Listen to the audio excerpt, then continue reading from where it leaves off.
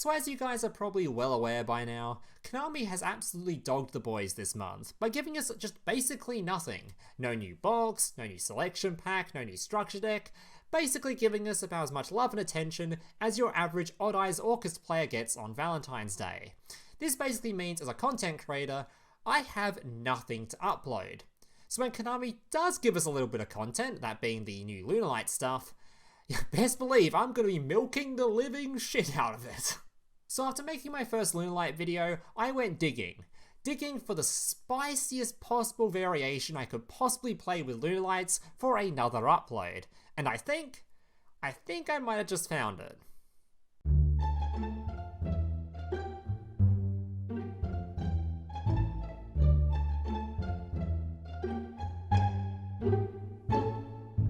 So here's today's deck list. Now just a reminder for getting to the deck list, if you guys are enjoying today's video and want to see more content just like this in the future, especially if you're a returning viewer, so apparently about 35% of you are watching this are even subscribed to the channel, and 65% of you haven't even subscribed yet. So if you guys are enjoying this kind of content, want to see more videos like this in the future, or more videos from me in the future, remember to leave a like on this video and consider subscribing to the channel down below. Alright, let's get into the deck list. So for this deck list, I'm not going to spend too much time talking about the Lunalight stuff or just talking about all the cards in here, purely because I literally just uploaded a Lunalight video only like 2 days ago, so it's kind of pointless when most of you guys probably know what the new Lunalight stuff does by now. The point of this video is to showcase this cool little package you can play with it to just make the deck list a whole lot more spicy. And of course, I'm talking about the Duel Avatar. So this package is relatively small, just 3 of the fusion spell and 1 copy of each of the 2 fusions in the extra deck. You could also just cut this down to 2 if you like. It might even be better that way, especially considering we're playing only 2 fusions, so this card becomes pretty dead after you've used it the first time anyway, so if you want to cut this down, make it a bit cheaper, especially considering these cards are only R rarity and this card's only an SR from a main box, meaning if you do 1 full rotation in the main box, you'll have the full package allowed to play this in Lunalight. But I'm just going to play 3 because it makes it easier to get a hold of it to show it off more in the video. But 2 might be more, optimal. Alright, so the reason we're playing this card is because it has some weird synergy with this archetype, purely because its discard isn't for cost. So let me talk about it. Discard 1 card, and if you do, special summon as many Dual Avatar Spirit tokens as possible. Also, for the rest of this turn, you cannot special summon monsters from the extra deck except fusion monsters. Obviously you're playing Lunalight, so it doesn't affect you all that much outside of just having, not being able to exceed summon. Alright, these tokens that you're summoning, they can't be used for tributing, and they can also they're destroyed during the end phase. Alright, after summoning these tokens, you can apply this effect up to twice. Fusion summon Dual Avatar Fusion monsters from your extra deck using monsters from your hand or field as material. So basically the point of this thing is, you can activate it, summon a bunch of tokens, then you can do a fusion summon immediately afterwards, and then again, do an extra fusion summon on top of that if you want to. And the card to be fusion summoning is first of all, your armored Ah-Gyo, or how you pronounce this card, that's the worst pronunciation I think I've ever done in a video. Anyway, 2 Dual Avatar monsters. If this card is special summon, you can target 1 attack position monster your opponent controls and destroy it. Also, this card cannot attack directly for the rest of this turn, so keep that in mind. This card obviously wants to destroy something, it can't attack. You can use the effect once per turn. While you control a Dual Avatar Fusion monster that was fusion summoned using an effect monster as material, all Dual Avatar Fusion monsters you control gain 300 attack and defense.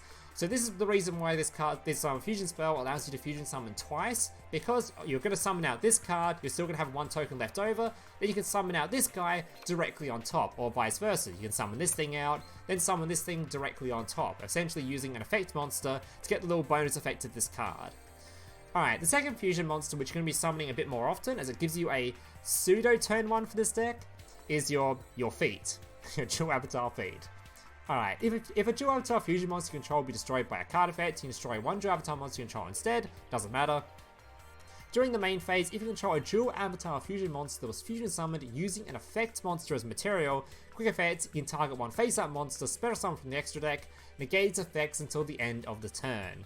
So this gives Lunalight a pseudo turn 1, since Lunalight doesn't really have much in the way of turn 1. You can sometimes do things, of course, your Wightprincess, or you can sometimes go into your Evilswarm Nightmare, but generally, it doesn't really do a whole lot. So this gives you sort of fills that slot, where it gives you something you can summon on turn 1, even if it is only an extra deck negate. It's still a negate, it can still stop your opponent from lethaling you, which is good enough, because as soon as you don't get lethal, your following turn, you're going to absolutely ass blast your opponent.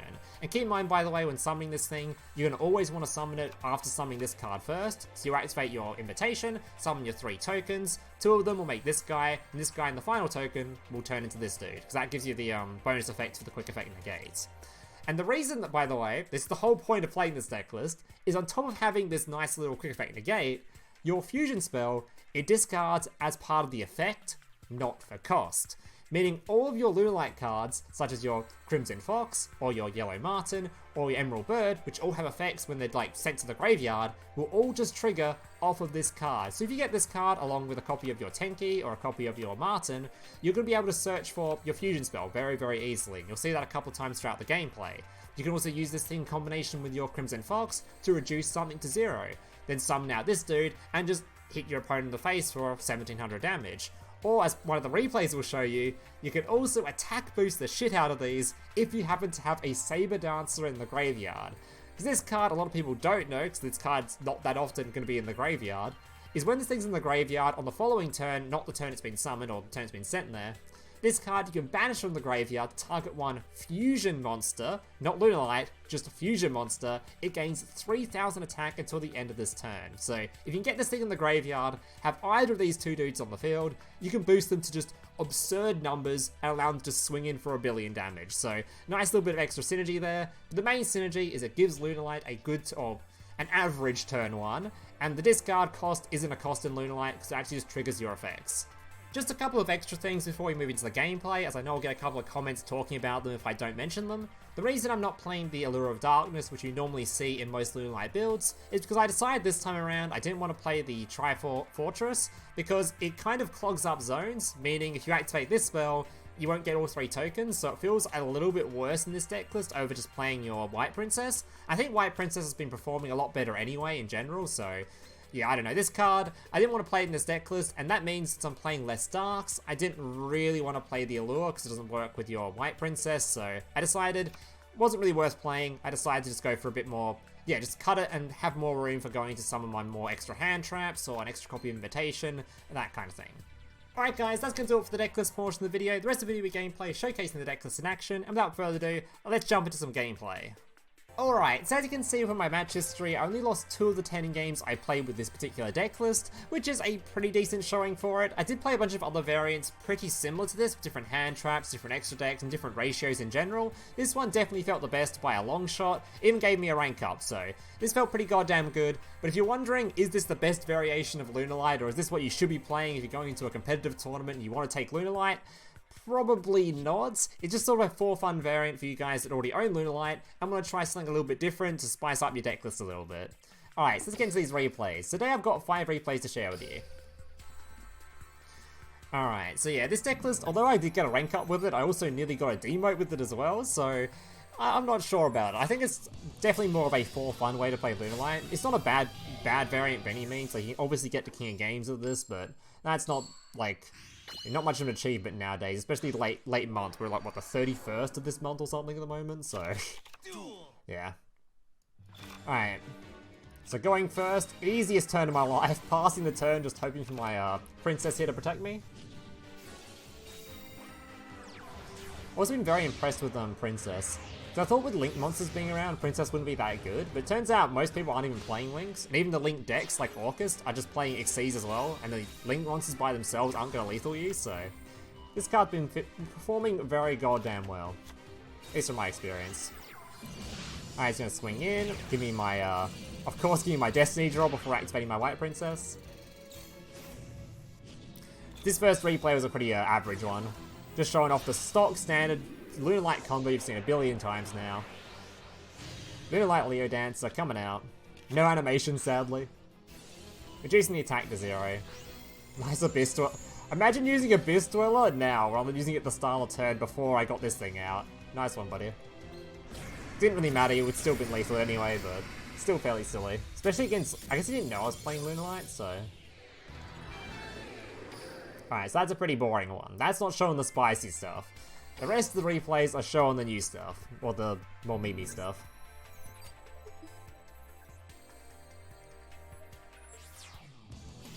Alright, Yugi on Yugi action. It's such a shame that I have to use Destiny Draw skills like this because they didn't give us the one Lunalight skill I really wanted to play. I'd really like to use the Lunalight character, but especially considering the animations are great, but yeah, whatever.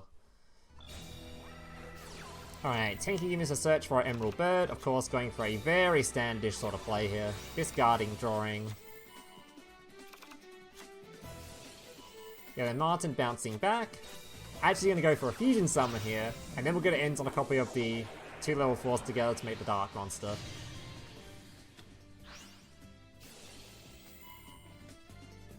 Alright. Actually, nice little end board here. Normally you don't really do a whole lot of going first again with Lunalight, but you got to set up a pretty nice field here. Oh, this was a fun this had a really fun ending, this game. Alright. So he's going to Wall Rock, Special Summon during the battle phase, of course flipping that face down. Relying pretty heavily on just being non-targeting right now. Alright, White Rabbit going to revive back from the graveyard, of course. Going to bounce 2 cards. Definitely should not have bounced this one. I should have bounced the other back row. I'm not really sure why I chose this thing. I was worried that he'd Special Summon during the battle phase, but he can't if like, he's got a face down, so... I don't know, this was dumb. I should have bounced the second back row.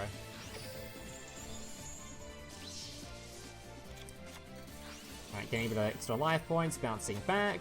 Can go for another rank 4 if I wanted to. Gonna go for a Fusion Summon though. Getting out a Cat Dancer, which then gives me back the level 4 monster to then go into another level 4.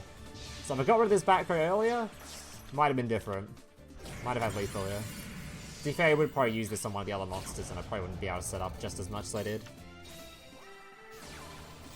Not the best rank 4, but the main downside for this deck list I've found is that you don't have that massive rank 4 package that comes with playing Lunalight if you're playing the pure variants, because of course you need 2 slots for these 2 dudes. And of course, because we're playing Destiny Draw and not the other skill, we also need a slot for this card, so you only get realistically 2 to 3 Xyz monsters if you want them. I'm playing 2, so yeah, not the greatest, but it's whatever.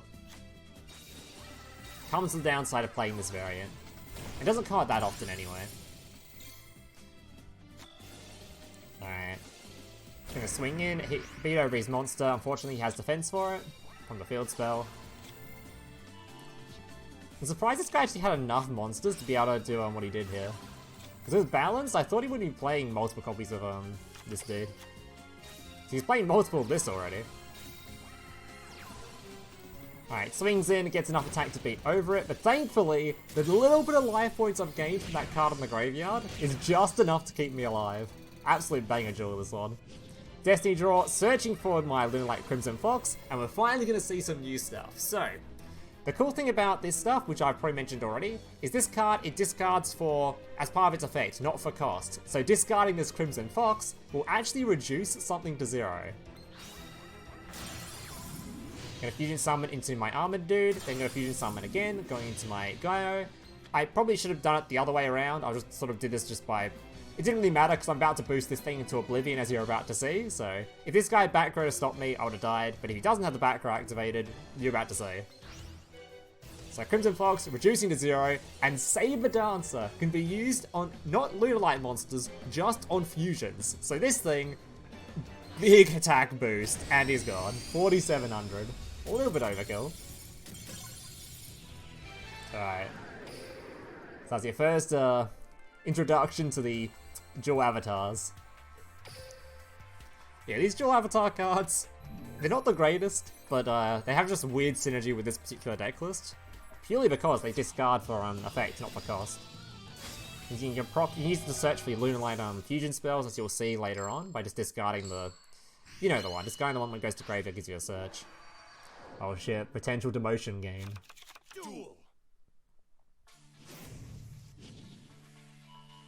Oh, this is a sick replay too. So, got a hand here, not the greatest hand. We're hoping for a top deck of either any of the search spell, or any of the dude that we can discard to search for the fusion monster, or fusion spell. I should really just remember the names of these cards properly. Alright. Actually a lot of top decks here that are good for us.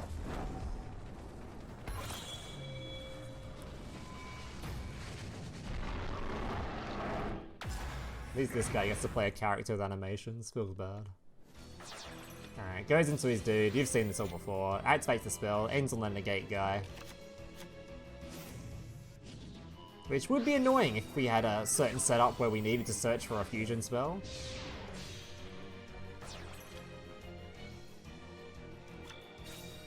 Alright, good top deck. Searching for a copy of our Marten.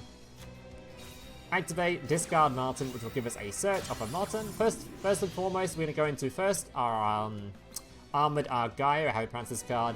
And then using him, we're going to go into a copy of the next one, because we need to use an effect monster to get the negate of this card, summoning out our feet. Getting a search from Marten, he's going to try and negate that, but thankfully we now got a quick effect negate. We're already set up on the field to deal with this dude. Making sure our Marten can't be prevented. Certainly for Lunalight Fusion, and now he's in a very big spot of bother.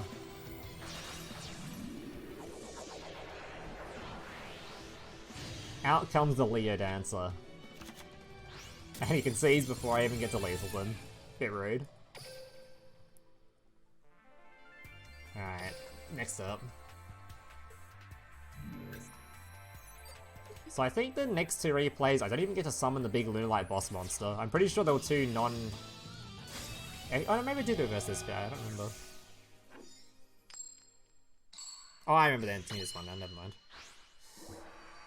Alright, I'm gonna put this guy in the motion game. Unlucky, buddy. Alright, passing the turn, not much to do here. Still just gonna chill on our Wightprincess. Thankfully, our opponent's a bit of a dum-dum and likes to put extra deck monsters on the field. This is the one major upside of playing Yami-Yugi with this deck list, is no one knows you're playing Lunalight, or most people don't suspect you're playing Lunalight. They might have sort of a guess that you're doing it, but they don't know for sure. So a lot of people, they'll just treat it as normal, just summon out things in attack position, put the fusion monsters on field, or extra deck monsters on field, and just lets you be able to beat over them with the big boss monster. So notice when I was playing this character, a lot of players played really weirdly, but they're just not set up properly on turn 1 to avoid getting OTK'd. This guy just wanted to proc my Destiny draw, I guess. He could have swung with this one and just stopped it, but anyway. Alright, Dual Avatar, once again, getting a search. Gonna go for my Gyo. Then gonna go for my negate. I'm not gonna pop this card because I could have summoned this thing out and then popped a monster on the field. Don't want to pop this thing because obviously I want an extra monster on the field. Alright. Now here, once I got my fusion spell, I could have normal summon the Crimson Fox, activated Marten to get the 2 resources on field, then use this, one from extra deck, summon the big boss. But the issue is, if I normal summon this, and my opponent has a response that deals with this card, sends it to the graveyard, or does something to it, all of a sudden, I won't have enough resources to do my play. So I decided to go for a different play. Instead, I'm going to use my Lunalight Fusion, using the 2 monsters, including the one that stops the targeting negate anyway. Summon my dude, reduce to 0, activate Panther. He's going to try and book and boom me, but it's too late. This thing can now attack a billion times, and he's very, very dead.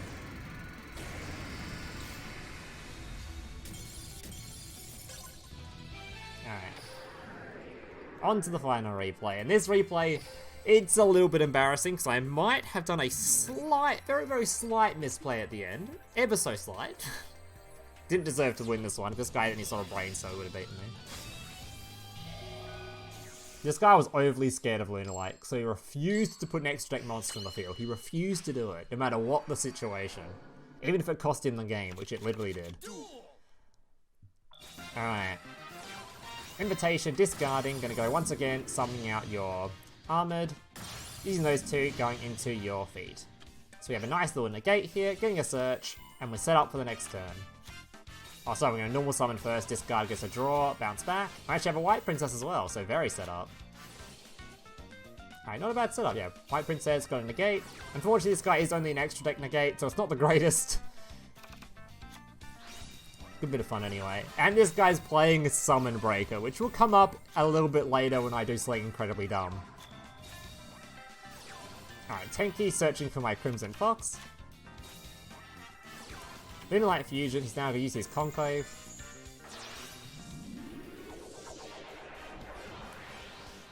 Alright, summoning my Sabre Dancer so I can't be targeted. This thing is incredibly hard for Crystal Beast to deal with because this thing's a targeting effect, so we're feeling pretty good right now. Until, of course, our opponent activates The Ice Dragon's Prison. The biggest counter to Lunalight. We're in an awful state now. But thankfully, we're still against an opponent who just absolutely refuses to go into his extra deck. So he can't beat over this thing. He's not going to go to an Exceed Summon to get rid of it. No, he's not going to do that. Alright, passing the turn. Hot Duality, looking at the top 3. Dark Hole. Alright. Bounces back to hand, but I've now got my Wightprincess ready, so I'm going to let him proc my Destiny draw. I'm going to activate it, of course. Gets me extremely low, actually. And this is the turn where I turned my brain off. So, I literally completely forgot this thing was on the field. It just completely slipped my mind. So I'm just like, yeah, I'm going to summon back from grave. I'm like, perfect, now I can remove the background, we're good to go. Literally, I'm going to fusion summon with this thing anyway, and be protected from targeting effects. But instead, I target the thing that I'm already immune to. If I got rid of this, it's guaranteed he loses here. I just lethal him. There's literally no chance of him winning if I just remove this summon breaker. I just summon my fusion monster, have my anti-negate thing for this thing, and he's just dead. He's actually just dead. But yeah, I'm just a dumbass. Forget this thing's on the field, and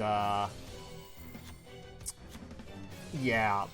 But thankfully this guy is still an absolute mega bitch. And he does not want to go to an Exceed Summon. He refuses to get rid of this. He has a Malevolent in there. I checked his extra deck afterwards. But yeah, he's a big bitch. Doesn't want to go into any sort of a extra deck summon in case of the Lunalight Fusion. At least I assume that's what his thought process was. Either way, it gives me an extra turn to go in to do the exact same thing I literally just showed. I literally said I was going to do.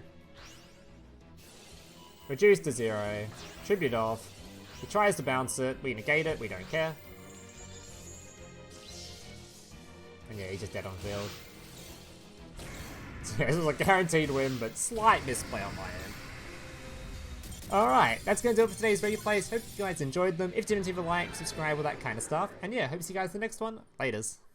Hey, big brother, can I watch SpongeBob? Shut up, Mokuba. I'm busy flagging YouTube videos to compensate for the fact that I have an extremely small penis. Oh.